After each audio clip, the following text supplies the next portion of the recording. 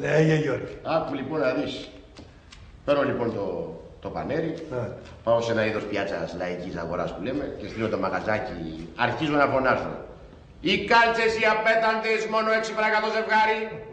Τις παίρνεις, τις φοράς και πεθαίνει μαζί τους. Δεν πεθαίνουν οι κάλτσες, για περάστε κόσμε. Μαζεύεται λοιπόν ο κόσμος, παίρνει, οπότε... Να σου η αστυνομία.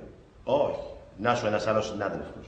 Τέος χωροφύλακας. Όχι Θανάση μου, Καλτσάς. Ο οποίος Καλτσάς Θανάση μου, παρόλο που πουλάγε τις ίδιες κάλτσες με τη δικιά μας μάρκα, δηλαδή Άρκτος, αρχίζει να φωνάζει. Οι κάλτσες Άρκτος μόνο 5 δραχμές το ζευγάρι, για περάστε κόσμε. Φεύγει ο κόσμος από μένα, πάει σε αυτόν, αρχίζει να ψωνίζει, παλάβουσα. Τι να κάνω λέω, να μείνει το εμπάρευμα. 5 κι εγώ. Σκεφτικά έχω ένα φραγό κέρδος, έτσι. Μπα ακούει ο άλλος συνάδελφος απέναντι φώναζα 5, αρχίζει να φωνάζει. Οι κάλτσες Άρκτος μόνο 4 δραχμές το ζευγάρι. Παλάβος λέει ο ονοματέος για να πουλάει όσο του κοστίζεται. Δεν μπορεί να στέξει τα καλά του. Τι λέτε. Άκου τη συνέχεια. Εκεί το λοιπόν που πήγα και παρακολουθούσα τον κόσμο σαν μελής που ψώνιζε από αυτόν, θεατής ήταν ασημόχη εμπόρας, τον ακούω να φωνάζει. Άντε να ξεπουλάμε, άντε να τελειώνουμε. Οι κάλτσες κατεβήκανε μόνο 3 φράγκα το ζευγάρι. Τι να κάνω. Σηκώνομαι λοιπόν.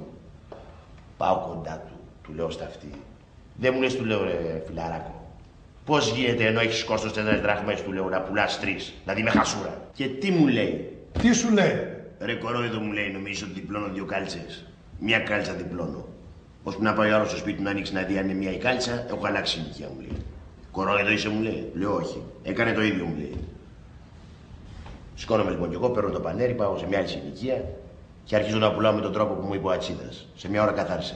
Βρέχει το διάλογο. Μα την Παναγία σου λέω. Καλά ρε, κι άμα σε έπιανε η αστυνομία. Θα με έπιανε τώρα. Λέω άμα σε έπιανε. Τι θα τους έλεγες. Ότι πουλάς κάλτσες για αναπήρους. Λες να το τρώγανε.